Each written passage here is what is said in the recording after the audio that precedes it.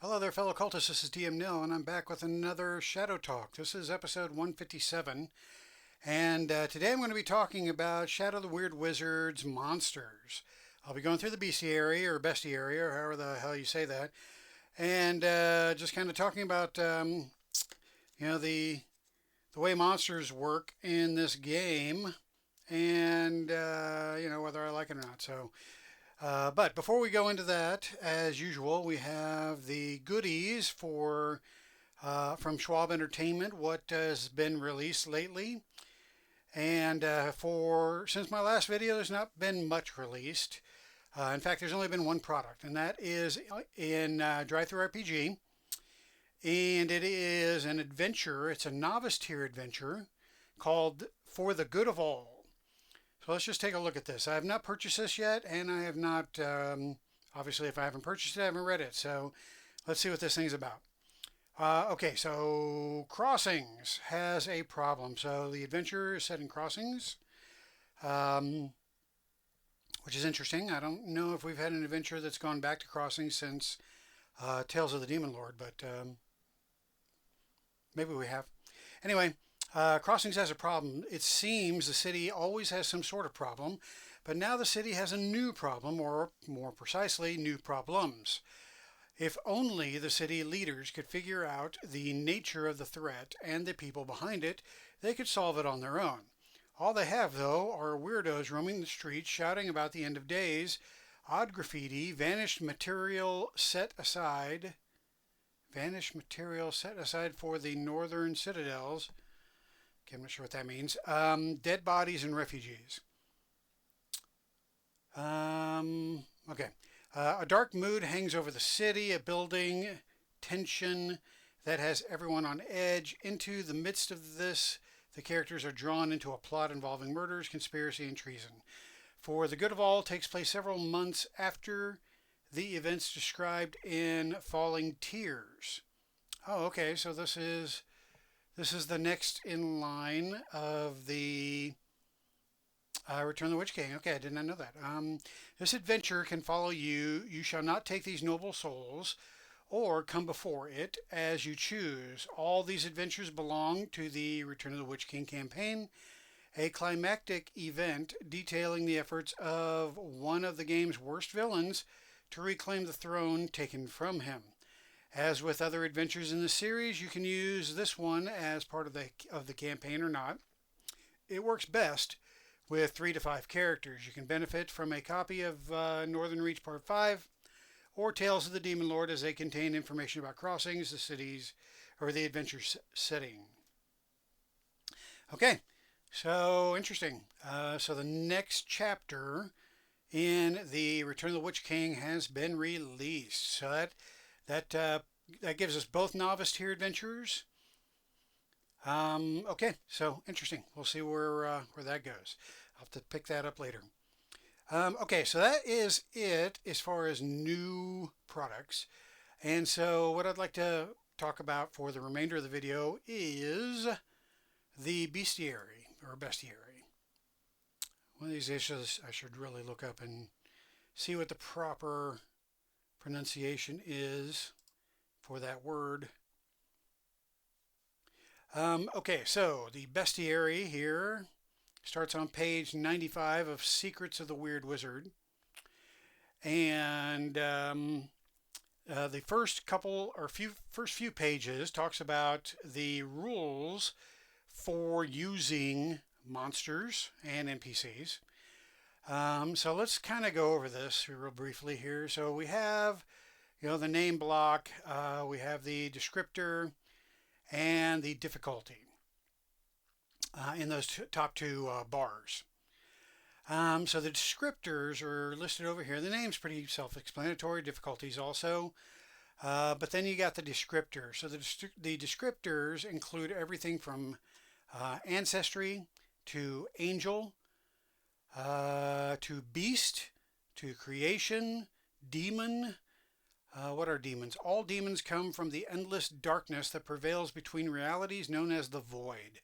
Until demons come under reality's influence, they lack physical forms. Once they come close to or enter a reality, they create bodies from available materials. These bodies might be flesh and blood, but they are not alive. Elemental. Let's see, I'm not going to read each one of these, so you know what an elemental is. Fairy, fiend. So what is a fiend? An immortal people who die only from violence or mishap. Fiends are bound by ancient pacts to a place of fire and shadow called the netherworld. Fiends become weakened while they wear or carry objects made from silver. Okay, then we have fungus or plant, monster, spirit, undead, amphibious, aquatic, and swarm. What is undead? An undead is a dead creature that retains many qualities of the living. Undead can move, sometimes eat or speak, and in rare cases pass for the living. And then swarm. What is a swarm? Many smaller creatures work together to act as a single creature. A swarm can move into and remain inside spaces occupied by other creatures. Okay, and that's what I was looking for. Are there actual rules embedded in these descriptors, or are these descriptors just kind of adding flavor? And at least for this particular entry, for the swarm, it does have a rule. A swarm can move into and remain inside spaces occupied by other creatures. Okay, so let's see. Then we have the defense score and health score. Strength, agility, intellect, will, size, and speed. And then if there's any special movement traits that are listed out here next to speed. Then we have languages, if they know any. Senses, immunities, and then fury. It should be a trait, I think. A description of what options the enemies can use. If the enemy lacks this trait, the entry is absent. Fury. Interesting. Okay, fury. Many powerful creatures have the ability to perform activities beyond those afforded to combatants and around. A creature with this trait, that is not confused, controlled, stunned, or unconscious, can make use of this trait once per round at the end of any combatant's turn. To perform one of the listed activities, the creature can make use of each activity once. As it performs the last activity, it loses access to this trait until the combat ends. During the next combat, it can make use of these activities once more. This is interesting. I have not run across Fury yet, and I'm on a expert tier adventure right now that I'm running. So none of the monsters or NPCs that I've used have had this Fury trait, at least not that I have noticed anyway. And then we have special traits or talents. Then you have the action section, which includes melee attacks, which can have an attack rider. Any additional effects from a successful attack unless otherwise noted. If there are none, this entry is absent. Then we have ranged attack, also could have an attack rider. And they have a special action, which isn't necessarily an attack. And then reactions, special reaction, a description of what happens if the enemy has no special reactions. This entire section is absent. And then we have the end of round. End of round effect, a descriptor of what happens if the enemy has no end of round effects. This entire section is absent. So this is very, very similar, if not identical, to the layout of the stat blocks in Shadow of the Demon Lord. Okay, so let's see what else we have here. Under the attack section, let's see, any creature that is not designated as harmless can make an unarmed attack if it must. However, most creatures carry weapons or have natural weapons to make them dangerous in combat. When a creature uses an action to attack, choose one of the melee or ranged options presented here. Some creatures that use weapons can deal more damage than is typical for the weapon that they wield. Such an increase might represent superior training, inherent capability, or some other advantage that enables the creatures to use the weapon to greater effect. For weapons that use ammunition, an enemy is assumed to have enough ammunition for the entire combat scene. You can, of course, reduce or increase the amount. So then we have the type of attack, the name of the attack, any traits.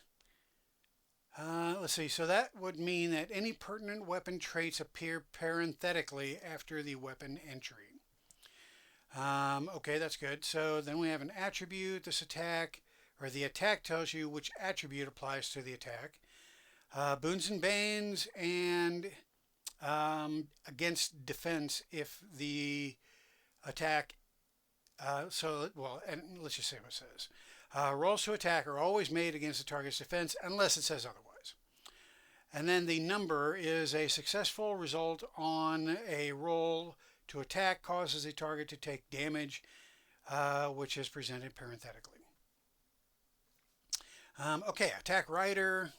So that would be like, if you hit with a poison blade, the initial damage is the blade damage, and then the attack rider would be the poison. Then special actions, common actions, reactions.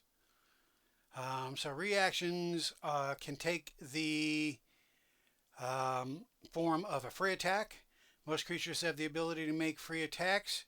When they would make a free attack, they attack with an eligible weapon they wield, or take the initiative. A creature derives no benefit from taking the initiative unless it is controlled by a character. So, okay, so this, although it's listed here, the creatures can't take the initiative. So creatures go first in initiative order by default. So taking the initiative is a character option, enabling the character to go before the creature at the cost of their reaction. So basically this is saying that they can't take, that monsters or NPCs can't take the initiative. And then the end of round is anything that needs to occur at the end of the round. Okay. Then using enemies, combat difficulty, blah, blah, blah. All right, the next page on page 99 has difficulty per tier, per scene, per character. So this could come in handy. And then page 100 through 101, no, just page 100, lists typical adventurers. So you have the adventuring archer, a criminal, a priest, a fire mage, and a soldier. And then you have adventurers' quests. And then we get into the actual creature catalog here, or bestiary, or bestiary, or monster manual, or whatever you want to call it. All right, so this monster here looks fairly familiar, and I'm not going to go through each monster. I'm kind of going to page through and just kind of highlight some of them. But this monster comes from Shadow of the Demon Lord. That's where it originated, the Amphisbaena. And I have no idea if I'm pronouncing that correctly, but the Amphisbaena is a two-headed snake. So one end of the snake has a head and the other end of the snake has a head. So it's got two heads, which is listed here. And it indicates while not injured, the Amphisbaena increases the number of actions and reactions it can use by one each.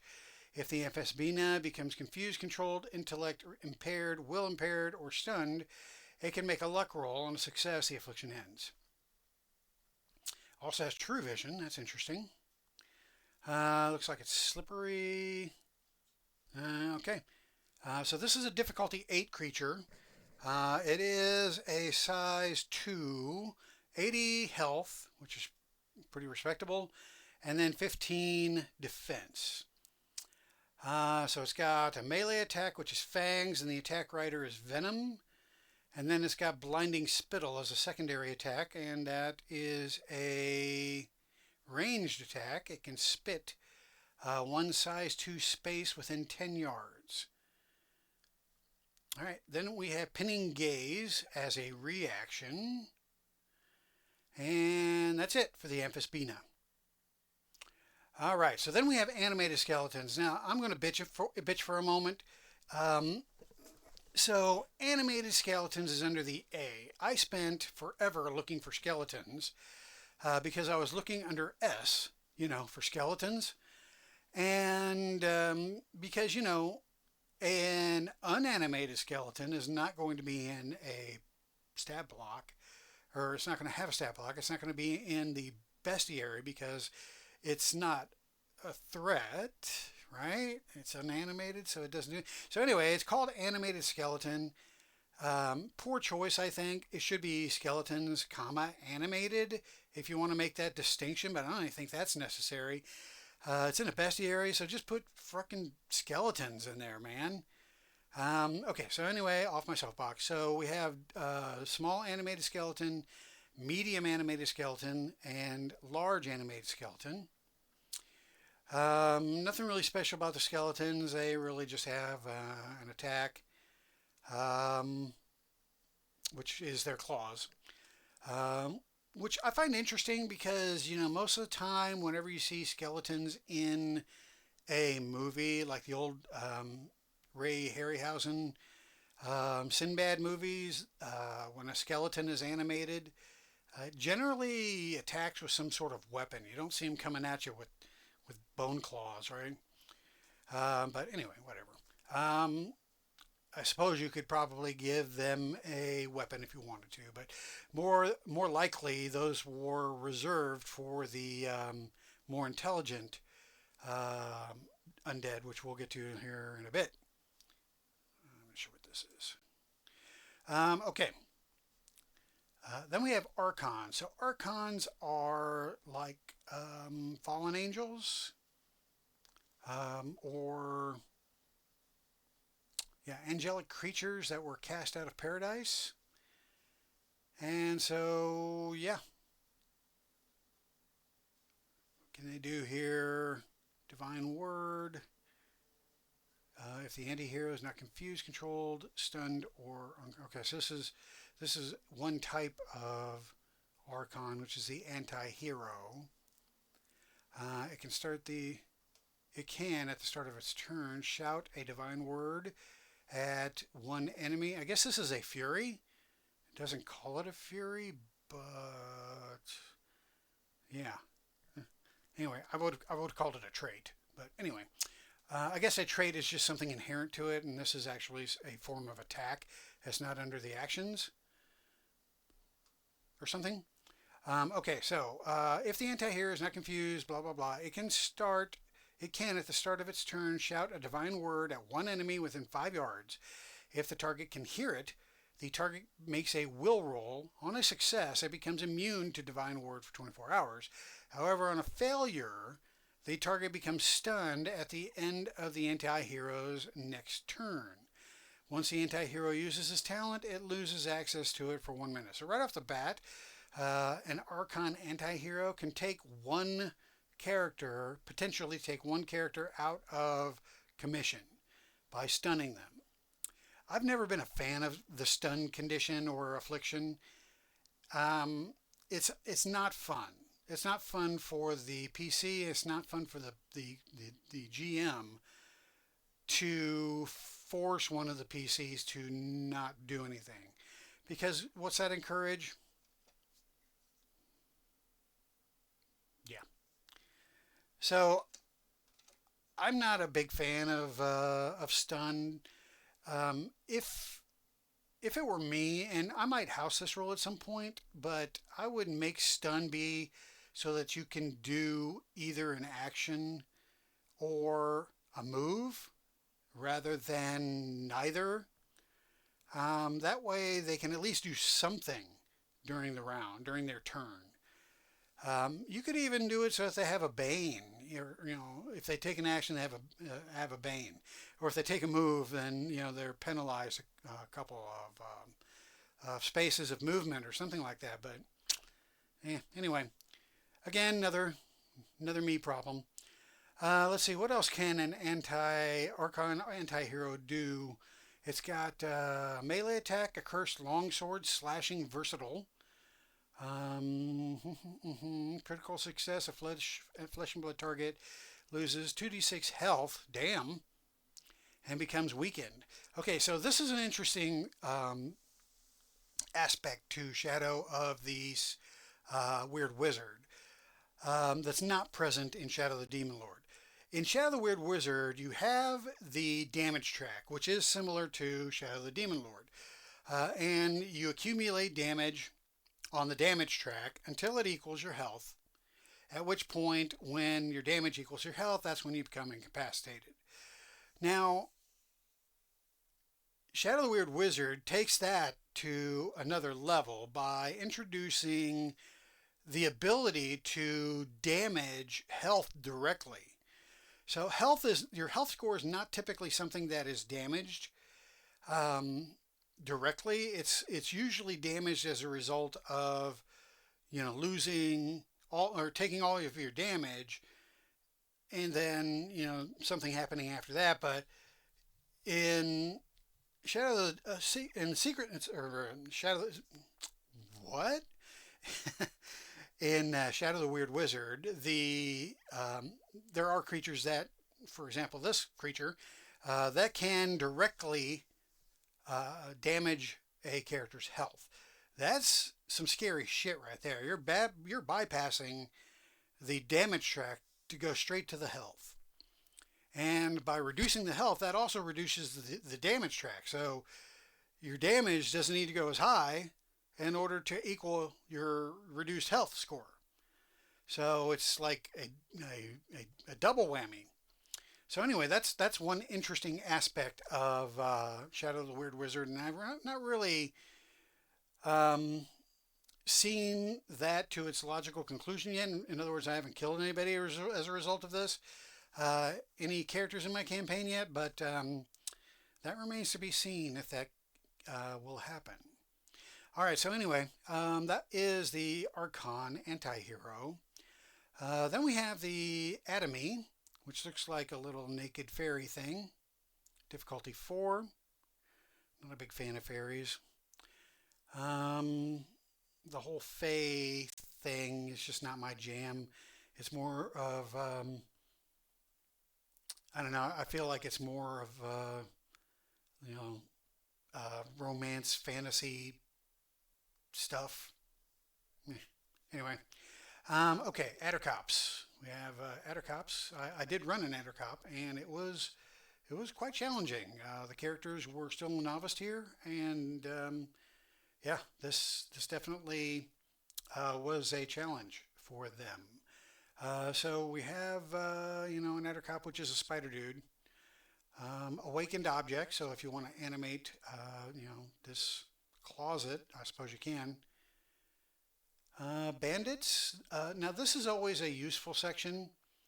Now again, bandits. I wouldn't think to look for bandits under bandits. I would look, I want to say in Shadow of the Demon Lord they had all of the NPC types in one section, but this kind of breaks them out and spreads them throughout the bestiary. So I just have to get used to looking at bandits under the B's for bandits. But we have a bandit wretch, a bandit soldier, and a bandit leader. So nothing too terribly interesting there. Then we have a banshee, which is a difficulty 16 spirit. And it's a fairly complicated stat block here. It looks like it's got a fury in the form of keening. Oh, there's a fury right there. Fury. A banshee can use death touch, move, or heal 20 damage and end all afflictions. Wow. Okay. So I guess this is just a trait. Interesting.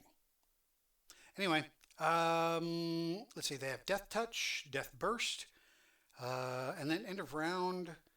They have burned by sunlight, brushed by death, and then banshee layer effects. Okay. Then you have the table over here for the banshee layer effects. So that looks like a fairly complicated monster that could be an elite or even a boss monster or a solo monster. And one thing I do want to mention while I'm thinking about it is one difference between monsters in Shadow of the Weird Wizard versus monsters in Shadow of the Demon Lord is that one of the traits that you could give monsters in Shadow of the Demon Lord was I'm trying to remember how it is, what the actual term is, but I believe it is epic enemy. And an epic enemy can have multiple actions during the round. We don't have that in Shadow the Weird Wizard. At least I don't think we do. I haven't seen it in any of the monster stat blocks. So I don't think that you can have that trait added to your Shadow the Weird Wizard monsters, unless you house rule it and do that, which I might, just depending on how tough these monsters end up being in comparison to the player character toughness, which I will get to hopefully by the end of this video. Okay, so at any rate, this is potentially what I would consider to be an epic type creature. Maybe that's what Fury is supposed to represent. The fact that this is an epic type creature. I don't know. I don't know. All right. Anyway, let's move on. So we have the Barghest. Nothing interesting there. It's got Hellfire Breath, Fiery Leap. Okay. Nice picture. The Basilisk. You gotta have Basilisk if you're going to be in a fantasy game. The Bauchen. Weird looking little dude.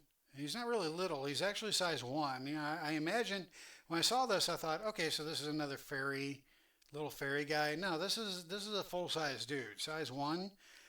So yeah, he's got the ginormous head and looks like spindly little arms and legs. That's a creepy looking dude. Okay, then we have beasts. So beasts is where you're going to find your typical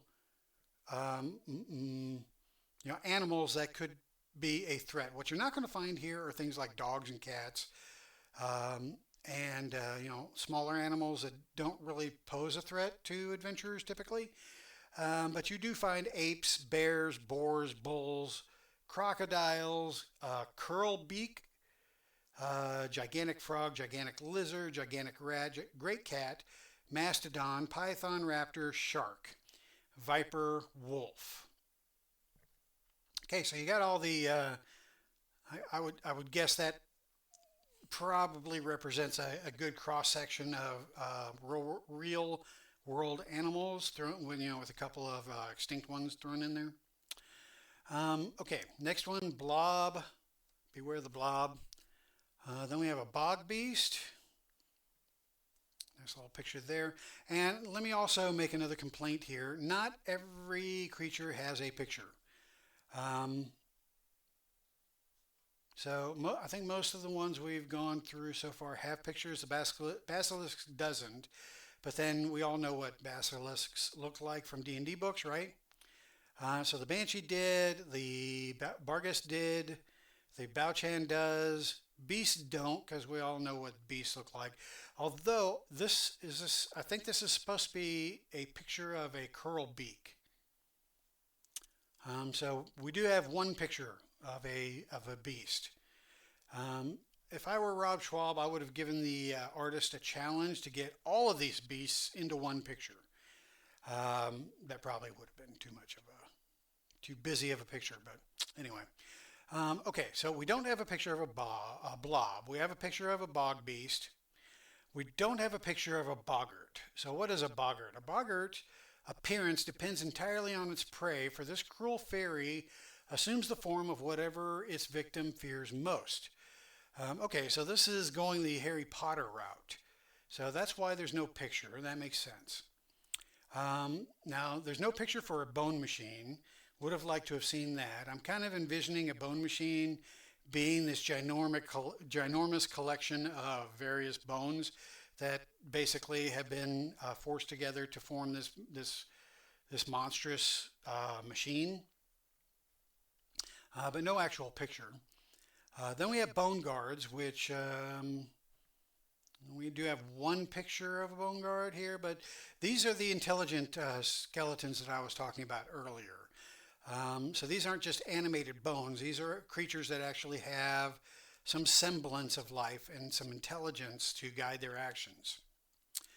So it lists the various types of bone guards here: broken bone guard, archer, shield bearer, chopper, defender, death priest, captain, and giant bone guard and champion. And then we have an optional rule down here: broken bone guard. Okay, so if you want more intelligent skeletons, this is where you find them. All right, then we have a brownie, another little fairy thing. Then we have a bugbear. Now, bugbears they're interesting because it seems like every fantasy game has a different type of bugbear, unless they're all derivative of D&D.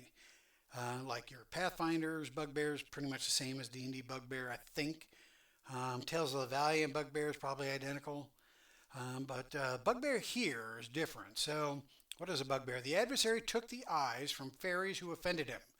Some of his victims discovered they could see if they placed shiny silver coins in the sockets, but no ordinary silver would work. They needed coins minted in the adversary's realm.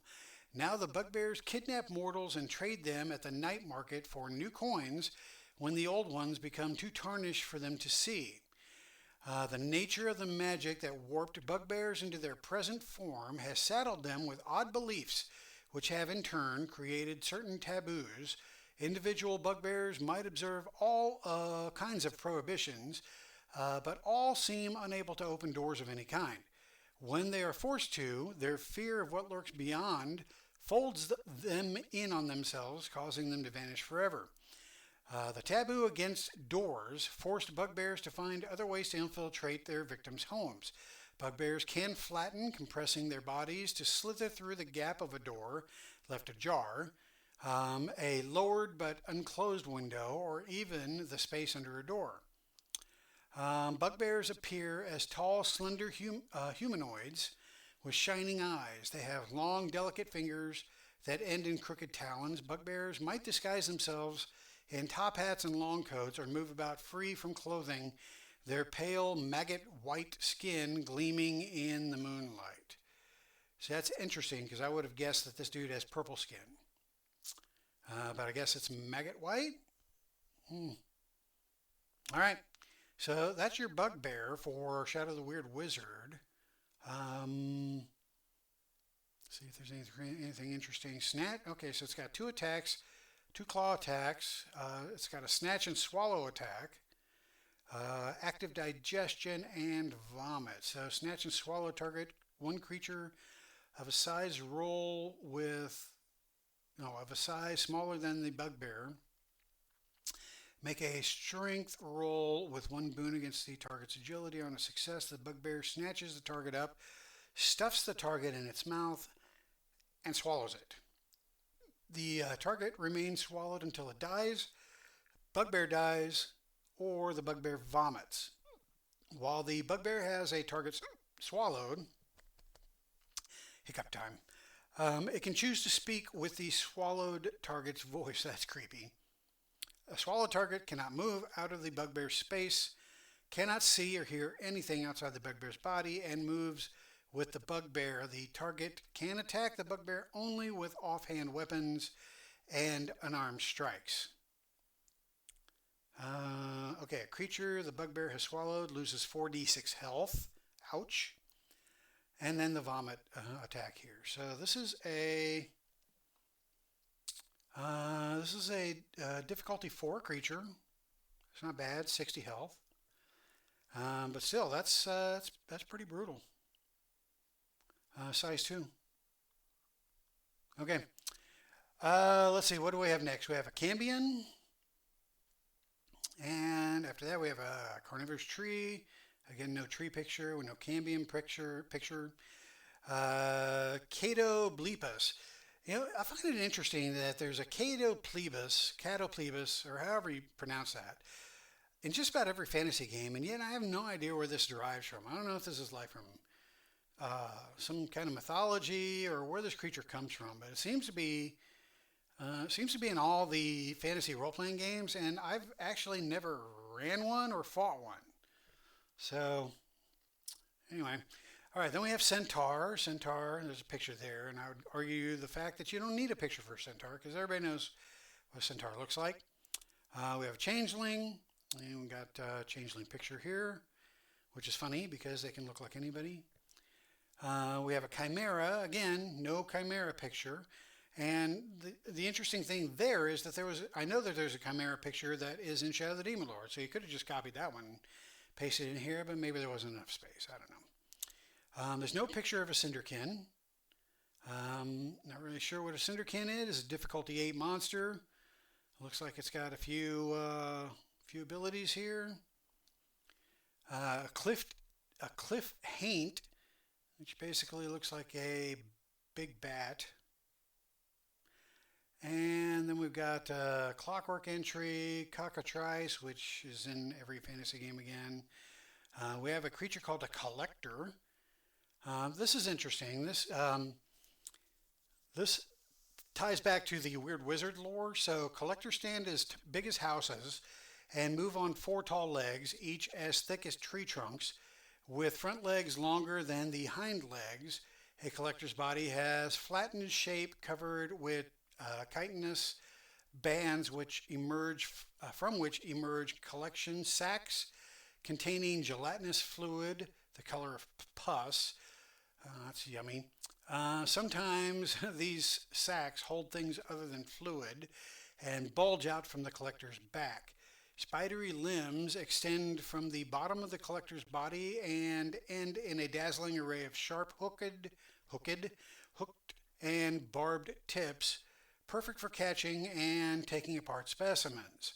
The collector's goal is to gather as many unrecognized creatures as it can and deliver them to the Forbidden City, so one might spot a fully loaded collector ambling eastward or an empty one headed anywhere else. The Weird Wizard created collectors to gather specimens from the lands beyond the Forbidden City's walls. In the olden times, they roamed the new lands and traveled across and into the borderlands, where they met resistance in the old country. Now, few remain, having fallen afoul of the terrain, become trapped in caves or stuck in mires, or have been captured by villainous magicians who would use them to further their own design. So this would be an interesting thing just to run across in a travel montage, or when in between adventures, or if you're rolling for random encounters outdoors. This would definitely be an interesting thing to run across. All right, a Colossus. Again, no picture. Giant animated statues. These are size 4, difficulty 16 creatures, so pretty tough. Then we have the commoner entry, which includes a peasant or a militia member. Then we have a criminal entries, which includes burglars, cozener, enforcer, hired killer, murderer, and pickpocket. Always use these stats in every fantasy game. A crocata, don't know what that is, and we don't have a picture, so I'm not sure what a crocata is. I know what a croqueta is because I'm Cuban and I eat croquetas and they're damn good, but not a crocata. A crustacore, not sure what a crustacore is. It's a difficulty 2 creature, amphibious monster, but we got no picture, so I don't know. Then we have the cultist entry. So the cultists include a cultist, a deacon, a leader, a priest, and a high priest. Then we have here's one example of a cult, and another example of a cult over here, the Order of the All-Seeing Eye, and then another one is a Scions of the Scaled Ones. So 3 different cult examples to go along with your entries there. All right, we have a Cyclops, which is in this game an angel. That's interesting. And it's a difficulty 32 creature, size 8, so that's big. This sucker is tough, 600 health. Wow. So yeah, Cyclops. Then we have a diva. So diva, legends describe Oraldia as a mighty nation whose commitment to the arts and sciences produced wonders unlike any the world has seen. For all their successes, though, Oraldians remained mortal, and even though they could extend their lifespans, immortality remained out of reach. The closer they came to attaining this goal, the more the gods began to feel threatened and ultimately swept this nation into the ocean, erasing it for the world. Okay, so Araldia is Atlantis. Got it. The Araldians anticipated their end to preserve themselves. Nearly 1 million people migrated their souls into magical crystals that would survive almost any catastrophe in the expectation that the survivors would recover them. All right, so divas, it's coming back to me now. Divas are spirits that co-inhabit your body. So you pick up one of these crystals, this spirit wants to, cohabitate inside your body, so it gives you abilities, and then you give it a semblance of life. So it's a symbiotic relationship. Let's see, you've got a couple different kinds outlined here. You have a God Slayer, and then you have the Luminous Symbiote. Okay, Dead Dreamer. This is a difficulty 16 monster. And this creature is linked to the Ancient Ones. So the Ancient Ones had servants. One of those servants is a Dead Dreamer, size 4 creature, 240 health. Looks like they're pretty tough. So also we have Deep Worms, no picture. Of course, everybody knows what a worm looks like. Then we have demons. All right, so demons are interesting because just like Shadow the Demon Lord, demons have no form, no physical form until they actually materialize in the world, at which time they bring their bodies together from the materials available. So in Shadow the Demon Lord, that means you can have a chainsaw monster, you can have a monster made of nothing of blades, you can have a demon that is made up of different animals, if he formed in a zoo or something. Anyway, so that's what demons are in Shadow the Demon Lord, and it suggests the same thing here as the demon entry indicated earlier. However, we actually have demons depicted for the various types, and the types are not something that was in Shadow the Demon Lord. The types are actually a callback to first edition AD&D. And I think it's emulating that here. So, maybe demons are taking some forms more regularly than others. I don't know. I haven't read through all this, so, I need to get more familiar with the with how this differs from the Shadow the Demon Lord demons. But it's interesting that we actually have these different types laid out here. So we have minor demons, and we have type 1 through type 6 demons. And they do look fairly different from what we're used to in D&D, except for the type. I don't know if it's a type 5. This is a type 5 or type 6. I think this is type 6. Maybe it's type 5. I'm not sure. Maybe it's type 4. But at any rate, it's got it. This is the snake. The female torso with the snake lower body and multiple arms. That's this type of demon. Okay, so that is demon entry. Then we have demonic ichor, demon spawn, a demonist. Then we have devils. It talks about summoning devils, different types of devils, selling one's soul. Actually, it doesn't have different types of devils. It just has one devil type in here. That's interesting. So my foot's asleep. That's why I am fidgeting about here, trying to get it to wake up. So wake the hell up, foot. All right, so that's the devil entry. Then we have the Dhampir, which is like a living vampire. Not a fan. Dire Wolf. Dragons. No dragon picture? What the hell? There's a dragon picture at the beginning of the bestiary, so I guess that's good enough. But anyway, dragons are tough. Difficulty 32, size 10 monsters. 300 health.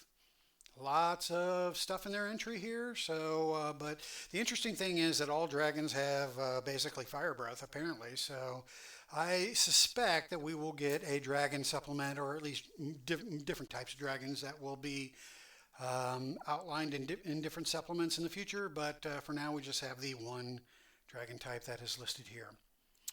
We have a dragonette, which is a player character type, which is basically a mini dragon. We have drakes, draugrs, which are undead, undead, zombie-like, skeleton-like creatures. Don't know why we need a separate one of those, but we do. No picture, unless you call that a draugr down there. Several types of draugr, that's for sure. All right, let's speed this along a little bit. So we have dryads, duergar, dwarves, no pictures, elves, various types of elves listed here, Ernais, which is interesting because they are listed as an angel in this game. They're typically devils in other games. We have fauns, we have fomorians, which are similar to the beastmen in Shadow of the Demon Lord. So we have mongrels, goat fomorians, spirit callers, wolf fomorians, boar fomorians, bear fomorians, and then bull fomorians.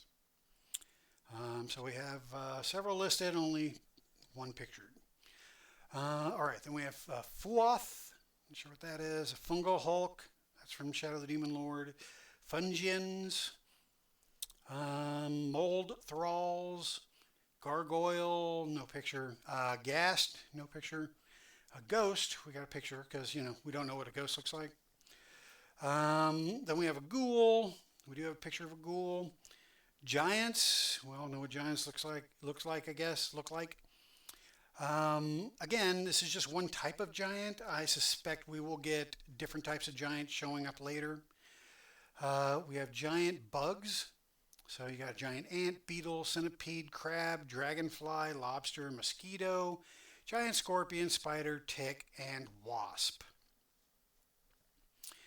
Nothing really interesting to point out in any of those. We have a gloaming. So gloamings are almost impossible to see. They disappear in light. Only in utter darkness do they become visible. But of course, only to people who don't need light to see. Such people see gloamings as sleek cats that move in sudden stops and starts, utterly hairless and with dull, unreflected eyes. Most solitary gloamings are males who have yet to attract a pride of females and sire young on them. Okay, so that's like an invisible cat-like thing. So I'm not sure what that's supposed to be. All right, so that's a gloaming. That is a difficulty 4 creature.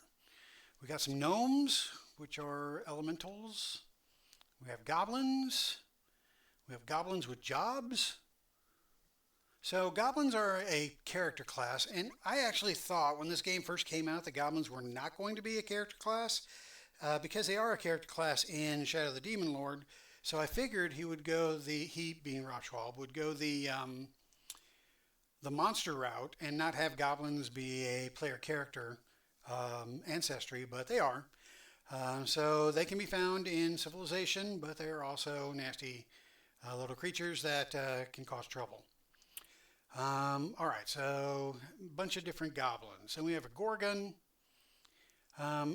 So again, not really sure why we have a Gorgon. So we have a creature called a Medusa. And I'm not sure if the Medusa is in here. And I think this is a Medusa because it says glimpsy eyes. But and that's what I was trying to figure out here. Is this the bull Gorgon or is this the Medusa Gorgon? And I think this might be the Medusa Gorgon.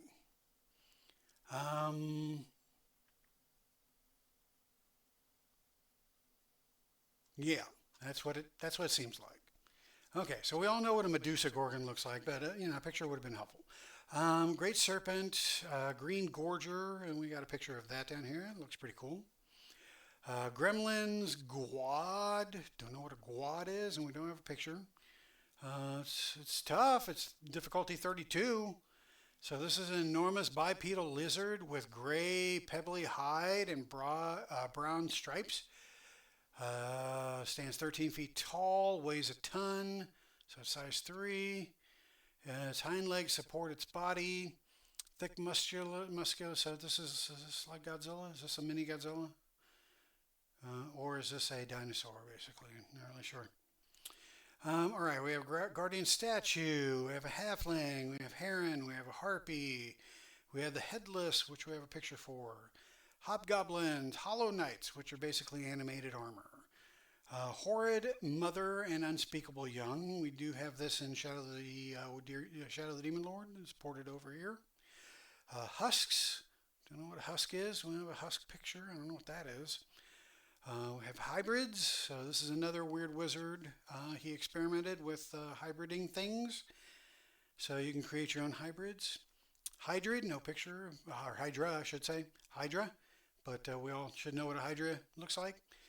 Illustrated Guardian, an imp, incarnations. Whoops.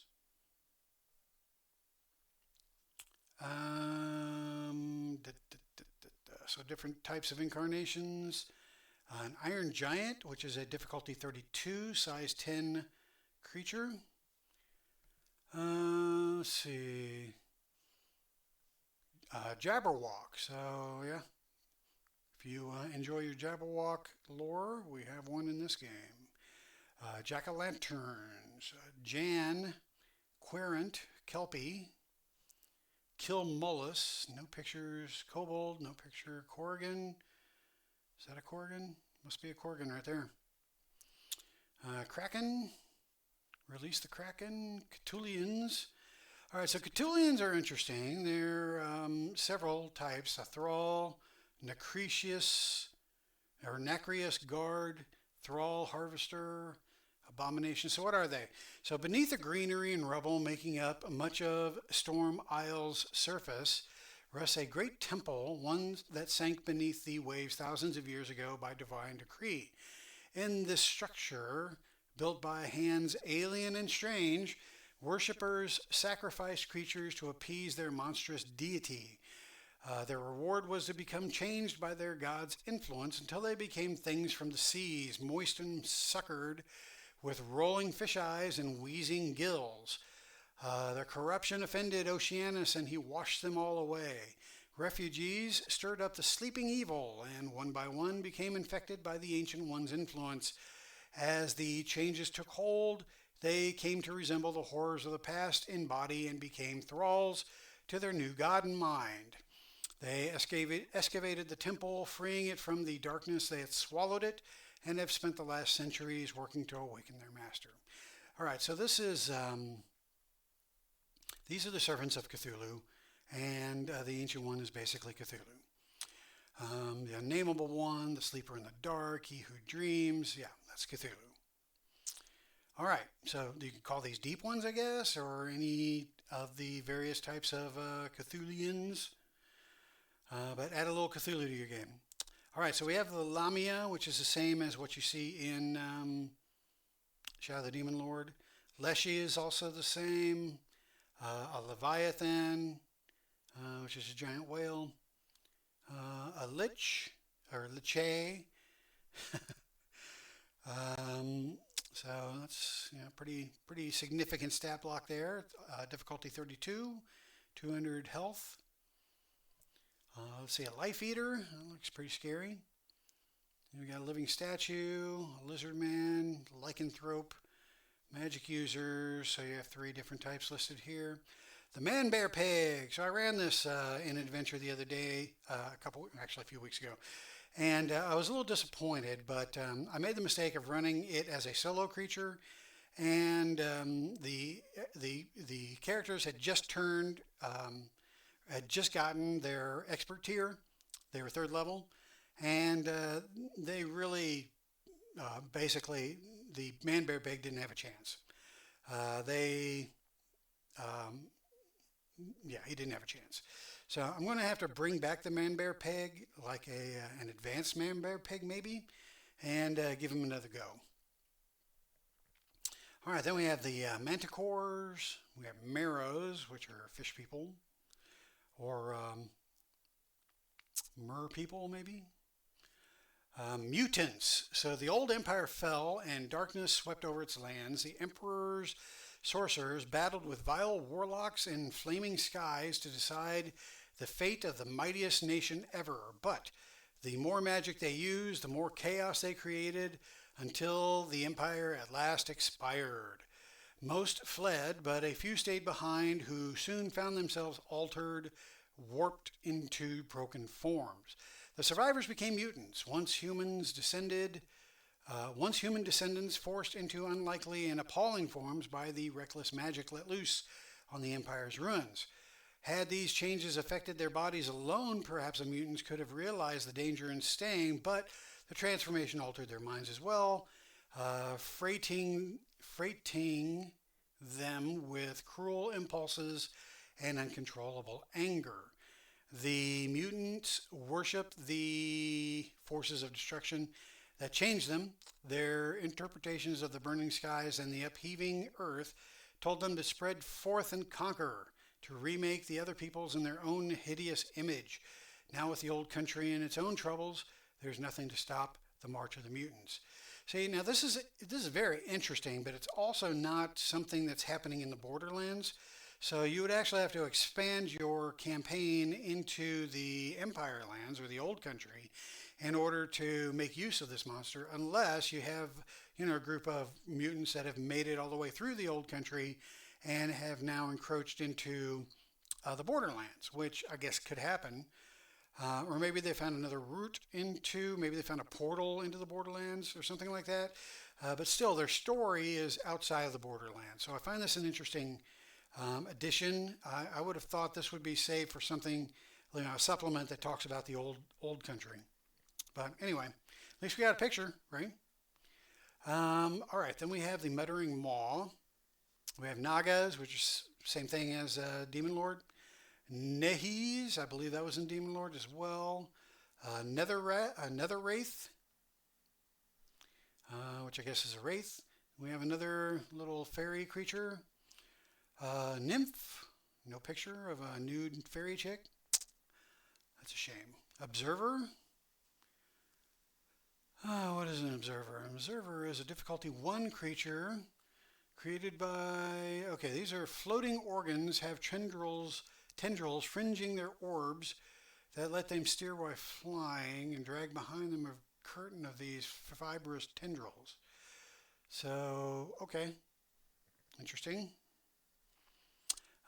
We have ogres. So ogres are difficulty 8 creatures, size 2. Pretty tough. All right, then we have the Ohm. So the Ohm are interesting. These are actually aliens that attacked this world and were fended off by the Weird Wizard. But now the Weird Wizard is gone, it's only a matter of time before the Ohm realize that and renew their attack. So who will protect the world then? We have orcs. We have various types of orcs here. We have an Otso, which is a type of angel apparently, but no picture, so I don't know what an Otso looks like. Phantom, Pixie, another tiny fairy creature. Plague Mother, Podling, Polywogs, which are fish people or frog people. Poltergeist, Puka, which is another fairy creature.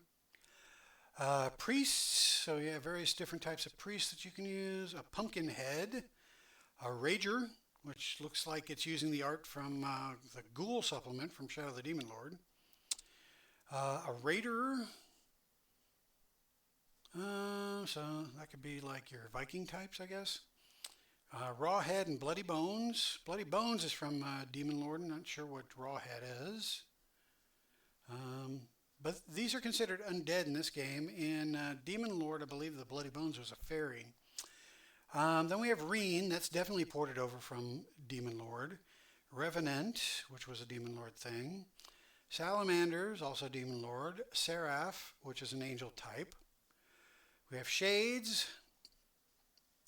Different types of shades. We have lairs, lemurs, and manes. So these are creatures that you find in the underworld. Different types of slimes. You have a undead or spirit specter. You have a Sphinx, you have a Spriggan, you have a Sprite, Swarm, Sylph, Tomb Guardian, Triton, Troglodyte, Unicorn, Undine from the Demon Lord, Unseen. So what are Unseen? The sudden chill, standing of hairs, the feeling of being watched. These and other sensation mean nothing until they don't. The phenomenon might be caused by the presence of a spirit, but it might also mean that one of the unseen is near. The unseen shoulder a terrible curse from offending blind and must live out their remaining days unnoticed, unheard, almost entirely cut off from the world. The crime earning such a fate always involves a grave injustice, an act that brings harm to the innocent or that inflicts meaningless suffering. When such an act occurs, Blind or one of her proxies might intervene and bestow doom upon the perpetrator. This sentence causes them to fade from view so that ordinary people can no longer see or recognize the individual or hear their conversation, cries, or suffering. The goddess cuts these people off from the rest of the world. Okay, this is interesting. This is very similar to a book I read by Neil Gaiman called Neverwhere, and the people of